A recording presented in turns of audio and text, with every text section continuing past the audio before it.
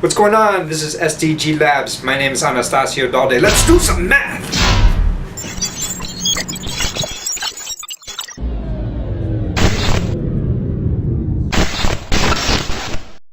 Okay, we are going to be doing linear functions, chapter 2, 2.1.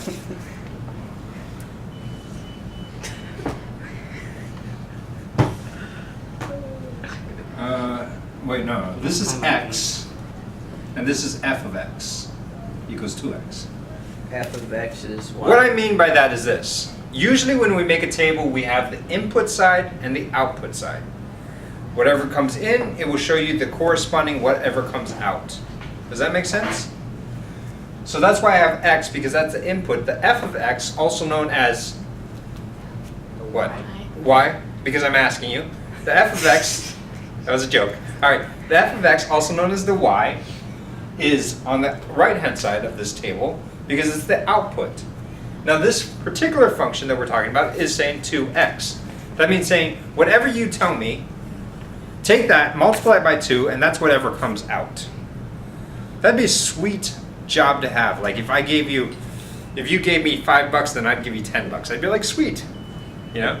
I'd be stoked. Anyway, whatever. Well, I wouldn't be sweet. I'd be like, dang, I'm losing a lot of money here.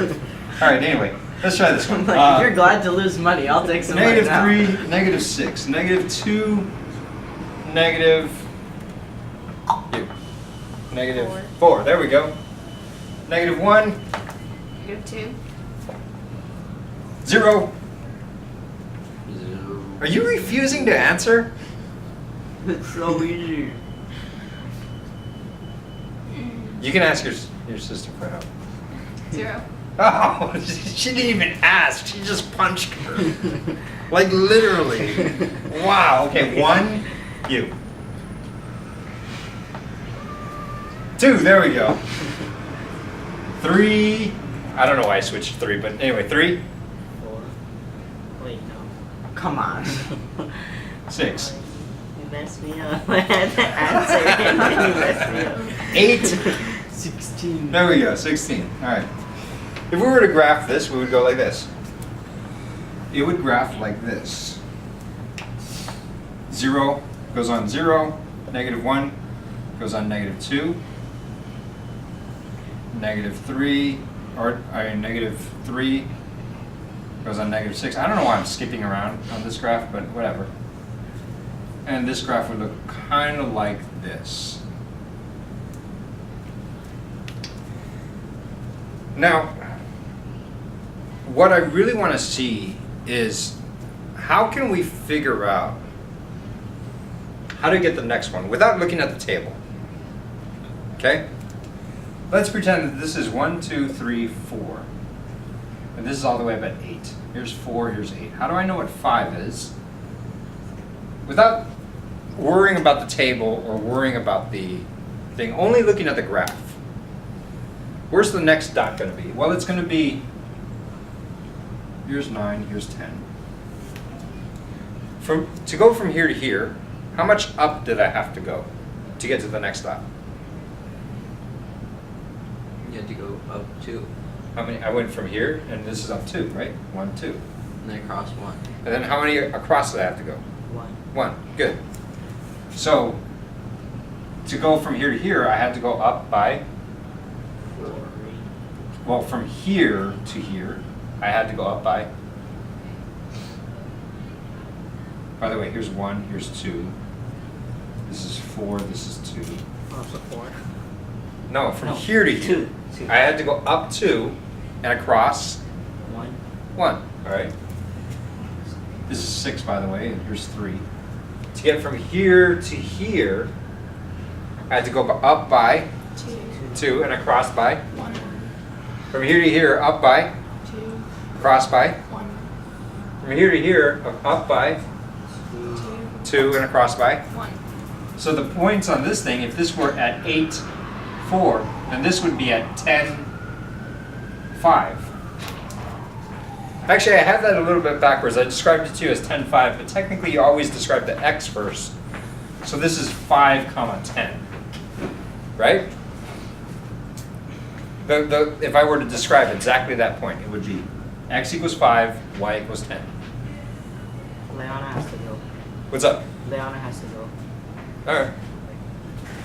You know where she has to go? She probably has to go so she can leave and then drive here and come over here to class so she can attend Mr. Sonini's class. I'm not going to attend Mr. Dalde's class because he puts me on the spot. Anyway, I'm sorry. You kind of look upset. Am I upsetting you? No. Alright, I'm just making sure. Alright. You're upsetting everyone. If I were to graph... Oh, This cool. is where you get your students. Does that say STEM ESPN? That's super contradictory. That is not Well, contradictory it has whatsoever. the wrong on here, so yes. Isn't it Right contradictory? here. ESPN is sports and STEM is. Smell what the rocks is cooking. Whenever I heard that, I always think he's cooking rocks or something like that, which I think was like, I can't smell anything if you're gonna cook rocks. All right, if we were to do this with g of x equals 3x, how do you think this line is gonna change? By the way, is this a line? Yeah. Yeah, well, technically these dots don't make a line, but if Depending I were on to how connect the well dots, you do it. Oh. then it would be a line. What were you testing to see how many dots I actually hit when I... Yeah. I didn't do The bad. last time you had to go back and forth. I didn't do bad. That wasn't that bad. All right, if I were to graph f of x equals 3x, how would that graph change? By 3. By 3. What do you mean by 3? What do you mean? Instead of. Excuse me, can you move your head really quick? No. Instead of 2. Instead of. Oh, wait, you want me to move it Yeah. out of the way. Instead of doubling it, you're tripling it. Okay, instead of trouble, I'm talking about the graph, not the table. No, but I mean. You can make a table. What do you mean? mean? What do you mean by tripling it? You're going up 3 and across 1. All right, so let's get the first point. The first point starts at, well, one of the points we know starts at 0, 0, right? So if we plug in x equals 0, what's f of x going to be? What is 3 times 0? 3. Rhymes with hero. 0. 0, good. Say it with conviction. 0. 0. I'm wondering what you would say because you haven't been talking to me yet. I wonder if you'd just be like, or I wonder if you'd just be like, no fingers. All right, so 0, 0. Let's get the next point. Tejas is saying, instead of going up by 2 and across by 1, you would go up by what? 3. 3 and across by 1. So 1, 2, 3, across by 1. What is the coordinates of that point? 3, 1. 3, comma 1. No. 1, 3. Haha, you fell into the trap that I knew you were going to fall into. But anyway, yes, you're right. It is 1, comma 3 because you always describe the x coordinate first. What is the next point? So we have to go up by 3 from here. 2,6. 2, comma 6. Up by 3, across by 1 will land us on 2, comma 6. Does that make sense to everyone? Everyone online? You sure? You? There's only one You person. specifically? This person right here? Yeah, I see you. Talking to you in virtual land. You're not even like I'm recording this and He's probably like. you're like the person's like probably like. How does he know? Anyway, let's try this one. All right, I'm gonna do this one. I'm not gonna make the table. I'm not gonna make the graph. I feel like you guys are kind of getting this. Let's try this. What if I have f of x equals to negative 2x? Nice graph. What would that graph look like? And what would this point look like? So we know that it's going to hit 0, 0. How do we know that? Yeah, because all of them so far have hit 0, 0. But more importantly, if you plug in x equals 0, you'll have y equal to 0. Notice how I said y equal to 0, and this just says f of x. And you guys are like, wait a second, that says f of x. And I said, no, but the f of x and y are the same thing. So if you plug in x equals 0, y equals 0, we know that's for sure. This negative 2 tells us to do something. It tells us that the next point on that graph is going to be where? -2. You're going to be -2. And then what? And then. Oh. Wait. Yeah, so you -2, but then you take the backwards of that, right? Backwards of that. The backwards of this? Yeah, the first one. What does that mean? What are you talking about? Like You so- crazy, yeah. You crazy. I don't understand what you're saying. Okay. So you double it there, right? Okay. So you're doubling it, but negatively. You're negatively doubling. What does that mean? Let's just take one step at a time. Where's the next point going You're to be? dividing it. Negative No, you're not 2. dividing. Negative 2, comma what? No, No, 1, Ah, I got you again. That's why I drew that over there, and I was wondering what you're thinking. Yeah, you're right. It's negative 2, comma 1. Negative 2 over 1. Right? Down 2, cross 1. Absolutely. I totally agree. The coordinates of this point is 1, comma negative 2. All right, what's the coordinates of the next point? I'm just wondering what you guys know. You are now unmuted. 2, negative 4. 2, negative 4. Very good. In fact, we can look at the graph and just say, oh, it's 2, negative 4. But if we plugged in 2 into here, what would f of x be? Negative 2 times positive 2 is? 0. Negative 2 times positive 2 is? Negative 4, there we go. I was going to say, I swear, I just taught this to my 5th grader. I thought you guys knew. Yeah, negative 2 times It's been a long positive time 2 since 5th grade. is negative 4. Yes, but you should know all the math you've learned since 5th grade because you used it in 6th grade, and 7th grade, and 8th grade, and hopefully you're using it now. Anyway, it's positive, it's negative 4. So this is 2, comma negative 4. You guys see how this, I could do it graphically, I could do it with a table. Do you understand how this works?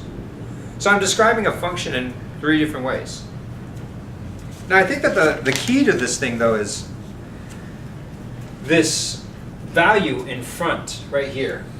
This is the graph of f of x equals to 2x. This is the graph of f of x equals negative 2x. It would look something like that. The value in front right here, that is called the slope of the line. We denote it using a letter named m. Ask me why. Because your mom figured it out. Oh, sick burn. Actually, that's a great explanation. To be honest with you, I have no idea why they use M. And maybe that's what I'm going to be like. Because your mama. You guys ever watch Rhett and Link? I like how you just like The epic rap battles, guys? Yeah, they're Yeah, they have this one called, they do the Your Mama jokes, but then they do like the positive Your Mama jokes and be like, your mama is so creative that MacGyver came up to her with a bunch of things and say, what can I do with these? I don't think you guys I understand remember MacGyver that reference, one. but I thought it was funny. My favorite one was like, your mama is so indescribable that, and then the other guy goes, well, how indescribable is she? And he's saying, I'm having trouble describing her. Anyway, this value in front is called m. It's called the slope. It stands for how much up or down you went divided by how much right or left you went. Does that make sense? So we call it m equals rise over run. What I mean by that is the change in height divided by the change horizontally. And I guess I should say, instead of saying in height, I'm going to say vertically. Now, I was having this discussion with Mr. Manning Tate, and what I was asking is, does slope need to be rise over run? That's how you learned it. You've seen this before, right? Slope is equal to rise over run. Does it need to be the change vertically divided by the change horizontally? And my answer is actually no. To be honest with you, why did we come up with this formula? I feel that the answer is because it's by convention. Everyone in the world describes slope as rise over run. If I, as a math teacher, decided to be extremely diabolical and teach all of my students that slope is equal to run over rise, you guys would survive. Because you would say slope is run over rise, I would say slope is equal to run over rise, I would grade your papers accordingly, and we would all be fine. The hard part is, well, what happens when you take an SAT, which is graded by, not by me, but by the rest of the world? Well, then you're going to get all your answers wrong. They're actually going to be upside down. They're going to be inverted. Would you still be able to build a building? Say that we were a community, and I taught you guys, I was your teacher, and I taught you slope is equal to run over rise, and you came up with the blueprints, and you built the building, and you lived in it. Would that be a building that's like slanted or like sideways or what? I'd be living underground. No, you wouldn't. You wouldn't. If we all in this room decided to go like Survivor style and like got deserted on an island, and for some reason we decided to become engineers and build buildings, and your teacher taught you wrong that slope is equal to run over rise, we would still build buildings and it would be perfectly fine. The problem is, It would be like that. It would look like that. No, it wouldn't. It would be a perfectly upright house. The problem is if you designed up the plans and you said that slope equals run over rise, and then you gave it to somebody else who's not in our little clan, our cult of math, whatever, And it would look like this. then it would look like that, because then they would do everything backwards. So all I'm saying here is that this isn't like some universal truth that we found in some book buried in the ground. This is just some kind of convention that the rest of the world has agreed upon using. Everyone who's taught math teaches everyone who's learning math that slope is equal to rise over run. And it is. It's defined as. In fact, sometimes I even put a triple equal sign. That means not just equal to, but that's how it is defined. Does that make sense? All right, anyway, slope is equal to rise over run. And for this one, the rise over run is 2. But I don't see a fraction. This has a fraction. How can I make 2 a fraction? 2 over 1. 2 over 1 is a secret code for 2. Just letting you know. So the rise is 2, the run is 1. Now that's not always the case. And in this case, this is negative 2 over 1. But I mean, shoots, brah, up out.